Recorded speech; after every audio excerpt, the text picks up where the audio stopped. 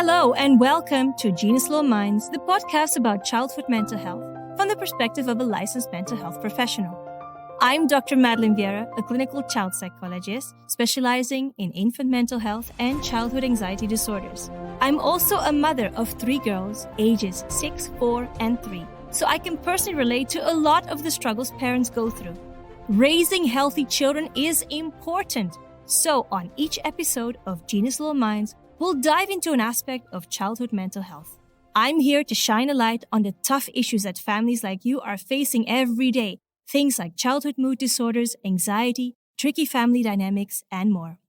I'll guide you through the various aspects of children's mental health so you not only understand your child better, but also feel empowered as a parent to make decisions and help them seek treatment if it's needed. My mission is to demystify childhood mental health issues so you can connect with your child better and help them lead a healthy, happy life. Throughout the podcast, I'll help you understand the signs, symptoms, and treatments for various childhood psychological disorders. We'll talk about how you can best support your child in both school and at home, and how to find professional help if necessary. Together, we'll navigate tough topics like infant attachment, toddler tantrums, signs of anxiety, ADHD and childhood depression, intrusive thoughts or obsessive behaviors, and so much more. So, whether you're having trouble bonding with your newborn, or you have an older child displaying behavioral difficulties, this podcast is for you. I work with infants and children with a wide range of mental health concerns. If you gain one thing from this podcast, it's that you are not alone. Thousands of families struggle with the same things that you do. And the good news is, help is available. I believe that with the right information, you can make empowered decisions for your family.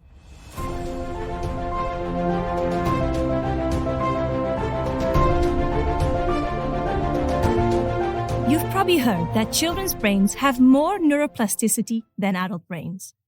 This is because 2-year-olds have twice as many synapses or connections between neurons than adults do. This means toddlers can learn faster than adults because synapses are where learning happens. Having twice as many synapses means the brain can learn faster at this age than at any other time in a person's life. This is why children have the amazing ability to learn language from such a young age. When your toddler is 2, their neural connections are dense. Practically everything is connected to everything else. But your toddler's brain development is shaped by his or her experiences. This is why narrating your day to expand your child's vocabulary is so important. The neural pathways that are frequently used become well established, while the ones that aren't are lost. We either use it or we lose it. And while it's never too late to learn, the first 5 years of a child's life are crucial for their neurological development. The neural pathways that are used are kept, and the ones that aren't are lost through a process called pruning. A child's environment impacts which neural connections they're going to keep and which ones are going to be pruned. This is why you're encouraged to read to your toddler every single day. Even if you're reading the same short books over and over again, you're encouraging those neural pathways to strengthen. Brain development is all about forming connections, and that's why singing familiar songs, letting your toddler play, practice their skills, and engage with you and others is a vital part of their development. Toddlers can pick things up with their fingers and thumb, for example. So, choosing toys that help them develop their hand-eye coordination and motor skills is also helping their brain develop. Children's brains develop in what are called critical periods and sensitive periods, which are essentially windows of time in which their brain plasticity is maximized. So, what does that actually mean? It means it's easier for children to learn certain things when they're still young than it is for adults, like learning to speak a foreign language. Take learning French, for example, if it's not your native tongue. The sensitive period for learning to speak a foreign language, like a native speaker, is from age 0 to 12. While, of course, we can learn to speak a new language after age 12, more effort will be required. This is because the critical and sensitive periods will have closed. The brain will have lost its natural ability to store and process the information needed to learn a new language. Critical periods happen between age 2 and 7 and again in adolescence. At the start of a critical period, the number of connections between neurons doubles. During critical periods, synapses can form or strengthen more easily. Over time, brain wiring becomes harder to change. Just like the old adage says, you can't teach an old dog new tricks. It's not impossible, but we can get stuck in our ways quite literally. Toddlers, on the other hand, seem to be learning at a wildly rapid pace. Their motor skills or vocabulary, for example, may seem like they exploded overnight, but other skills take more time to mature, like reasoning and planning. So your toddler may be climbing all over your living room furniture faster than you can stop her, but she won't remember that pulling the cat's tail may cause the cat to scratch her. Let's dive into what your toddler is learning and cognitively capable of using the lens of psychologist Jean Piaget.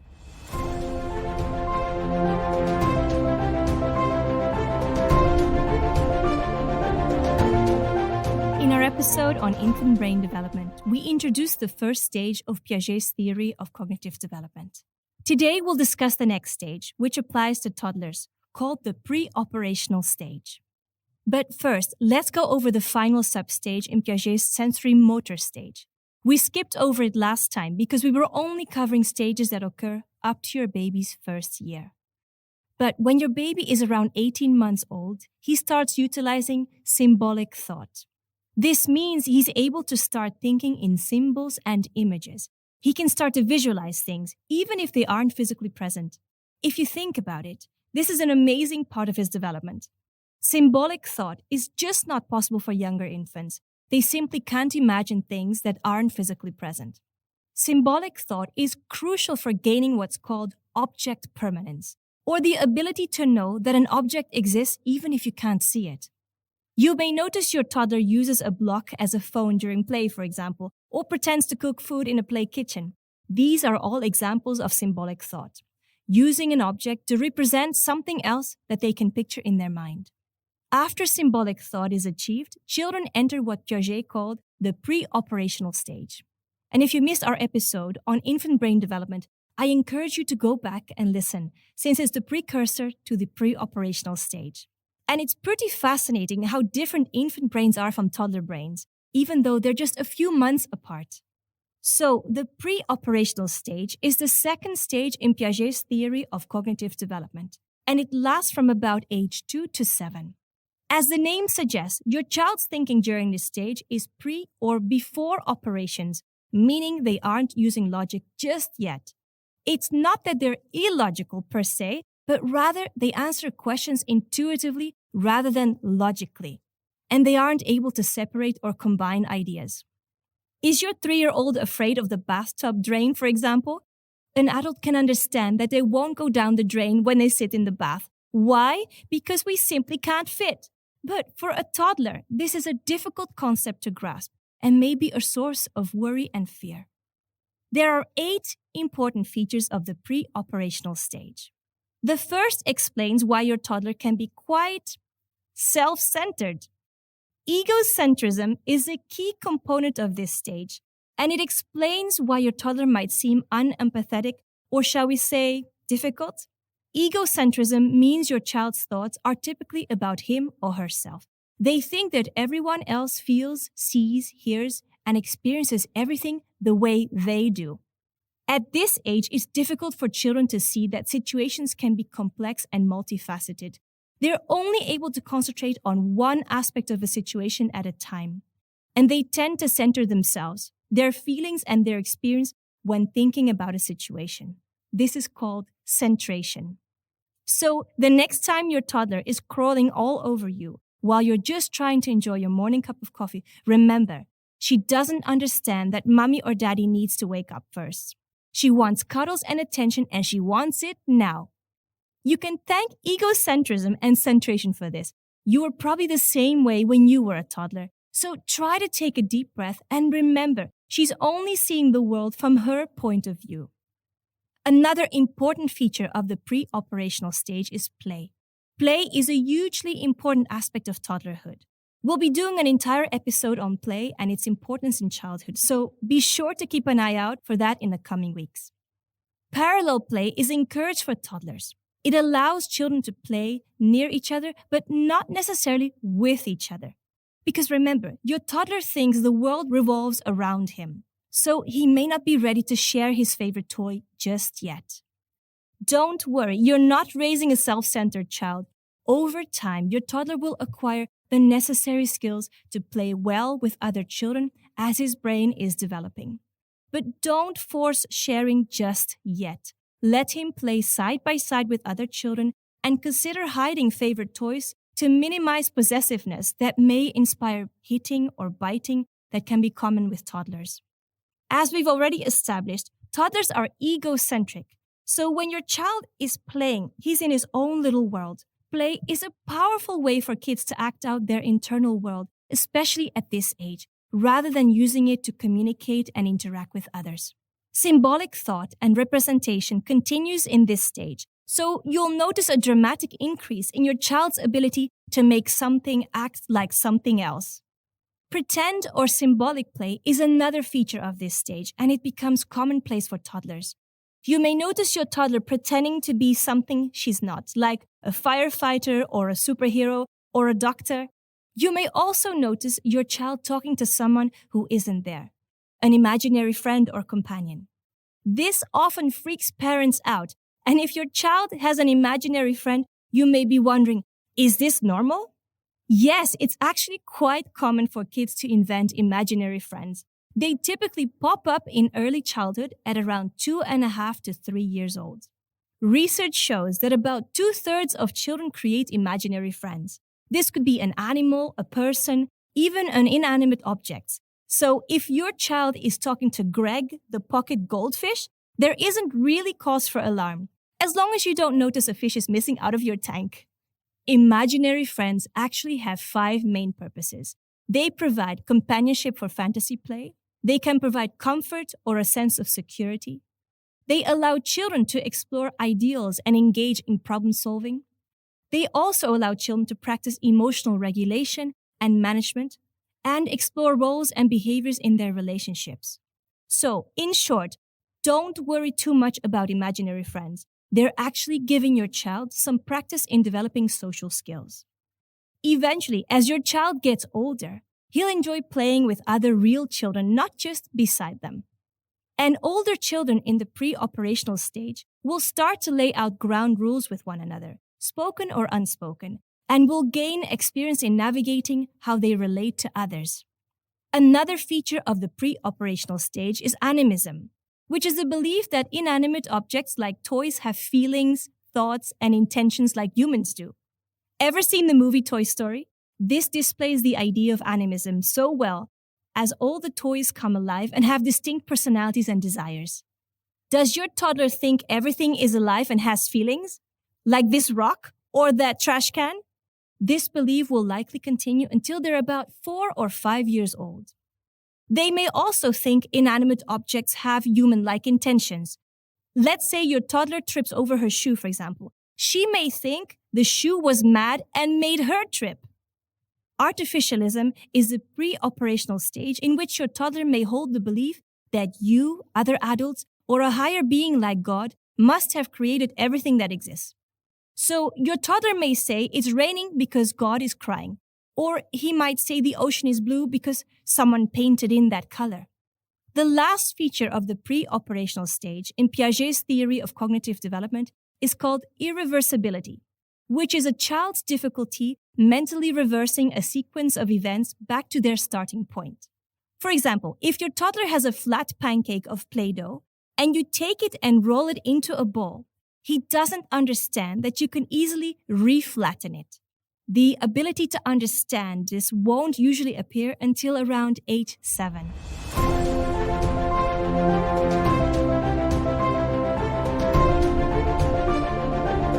Now that we have a solid understanding of how toddlers see and interact with the world, let's go into 2 hot topics in early childhood development: emotional intelligence and growth mindset.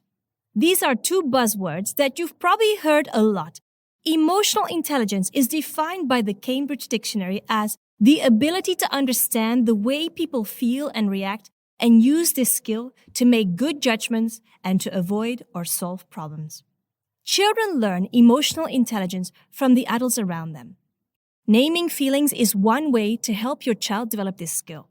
For example, if your toddler is crying at a friend's birthday party, you can say, It must be so hard for you to see Peter getting all these gifts. I bet you wish you were the one getting presents right now. You probably feel a little jealous that it's Peter's birthday and he's getting new toys.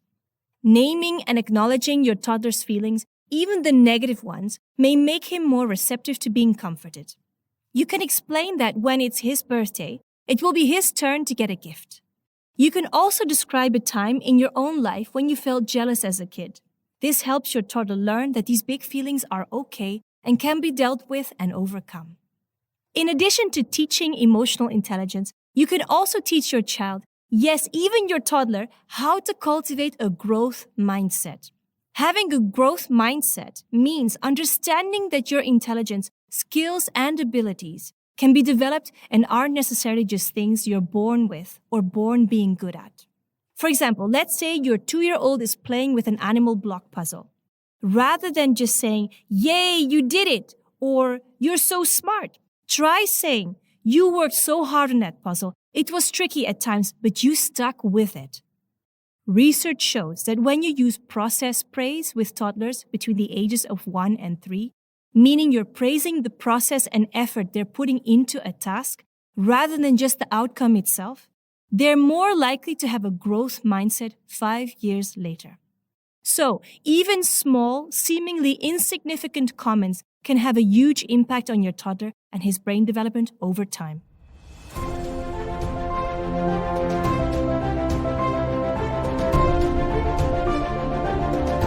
As always, now is the portion of the podcast where I take caller questions. On every episode, we hear from parents from all over the world in the hopes that will help you get some clarity on how to support your child.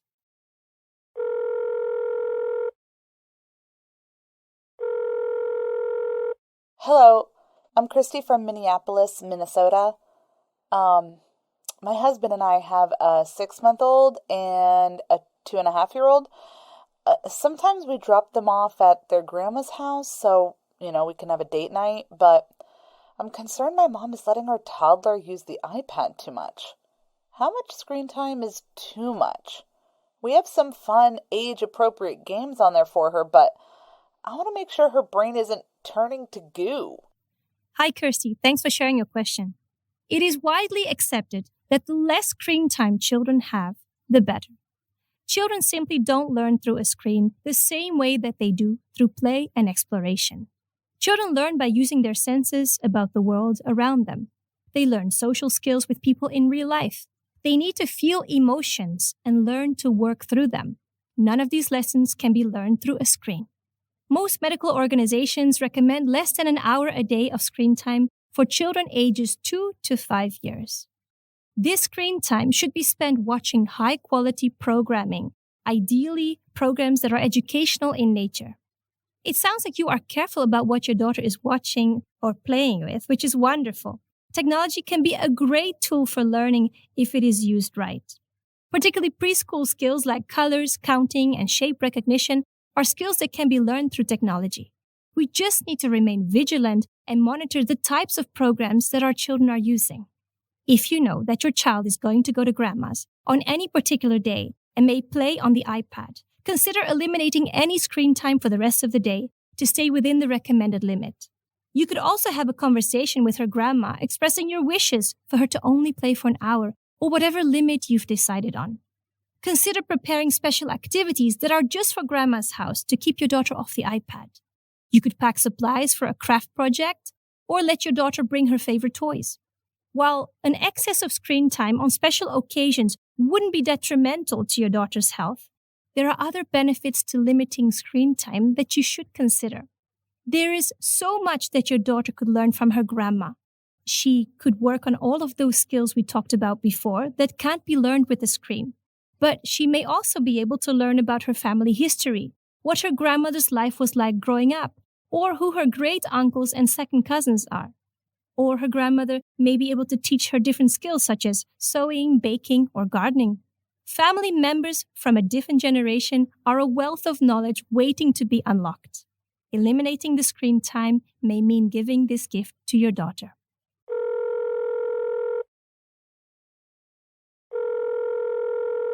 Good afternoon. My name is Yasmin and I'm calling in from Marrakesh in Morocco. I'm a mother of fraternal twins. They are 27 months old. We read together a lot, and I try to talk to them frequently throughout the day. But sometimes I get tired narrating what they are doing, especially since there is two of them. Should I try to go back and forth describing what they are each doing? Or focus more on describing the world around us? Like at the park. I want to expand their vocabulary, but I'm driving myself crazy, trying to keep up. Hi, Yasmin. Thanks for calling in with your question. Narration is wonderful for language development, but I imagine it is quite tiresome keeping up with two toddlers and narrating everything they do, especially as they grow older and develop their own interests and want to play with different things. Luckily, narration is not the only method through which your children will learn your language. Describing the world around you, what both children are seeing and maybe thinking, is a great compromise. However, don't be afraid to give yourself a break.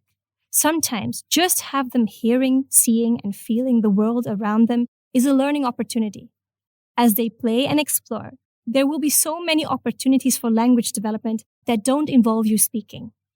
There also may be many times when they are in new situations in which the stimuli are so intense that they aren't even hearing you anyways, and this may happen more than you think. Take the supermarket, for example. We find the supermarket to be mundane and boring because we've been there every week of our adult lives. But to your toddler, it can be a whole new experience. The squeaking of the shopping cart, the whirling of the refrigerators, the beeping of the cash register, it's all new information that they are trying to process. They hear the voices over the intercom, the music playing in the background, and the people talking in the next aisle. They are absorbing so many words and sounds. This applies in so many places like the park, the zoo, and the doctor's office. You are used to the noises you hear and the things you see, but your children listen carefully to catch each new sound. Your babies will be soaking up language in every place you visit, whether a public place or a social gathering. These outings are important because hearing a variety of voices is great for children. They begin to recognize different pitches and tones. They start hearing differences in languages between the ages of 1 and 2. Infants as young as 7 months can also detect various emotions behind a person's words. Their minds are like little sponges. You should continue to make good effort to expand their vocabulary and language skills, but know the world around them is their teacher as well.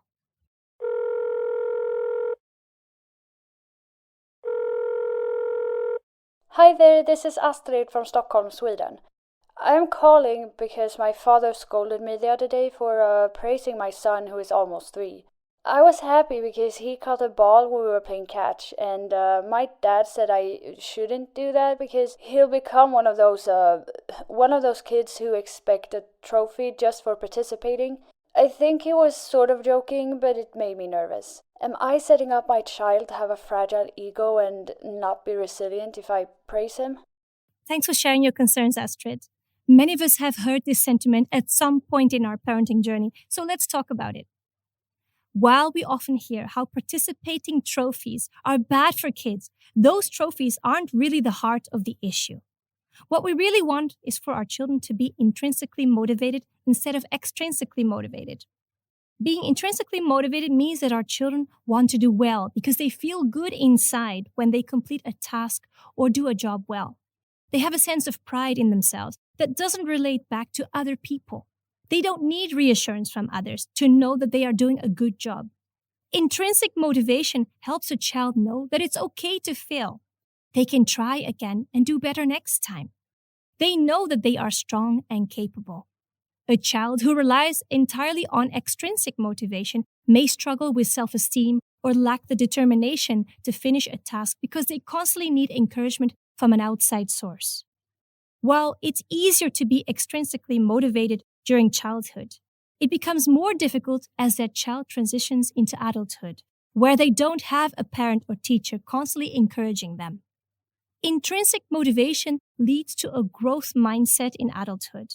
It sets your child up for success in the workforce, in their personal relationships, and in whatever goals that they have for their life. So, how do you build intrinsic motivation in your child? Allow them space to make mistakes and try again without your intervention. Children need this time to learn how to process their emotions, overcome the difficulties they're having, and complete the task all by themselves. Even though it may take them 2 or 3 times as long without your help, let them try. Encourage your children to reflect on the hard work and effort they put into accomplishing a task. Let them know that you are proud of them and that they should be proud of themselves. Finally, teach them how to break big goals into smaller, more manageable steps. This skill will help them know that they can tackle really tough tasks and help them not get discouraged in the process. Now, to go back to your original question, is praising your child setting him up for failure? No. Our children need to know that we love them and are proud of them. So, praise him when he does an exceptional job. Tell him that you admire his perseverance and determination. Point out his triumphs when you see them. Our children being able to see and celebrate their success is a vital part of intrinsic motivation. Just keep in mind that our pride should not be the main driving force behind their actions. That force should come from within.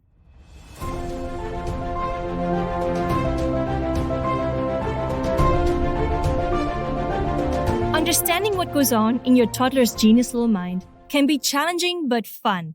I hope this episode not only provides some clarity on why your toddler may say or do some quirky things, but also gets you excited about being involved in their learning and development. Here are 3 key points to remember about toddler brain development. 1. It's normal for your toddler to be self-centered, and it doesn't mean you're doing something wrong as a parent. Toddlers have a tendency to be egocentric, which is a normal part of their development. 2. If an imaginary friend starts hanging around your child around age 2.5 or 3, don't fret.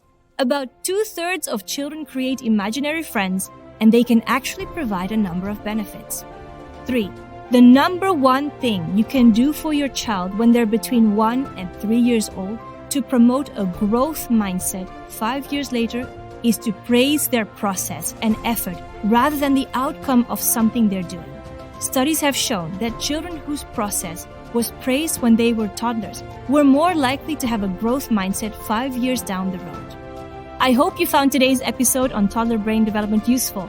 Stay tuned because next time we'll cover all your burning questions about those tricky toddler behaviors like tantrums, biting, hitting, crossing boundaries, and using their favorite word, no.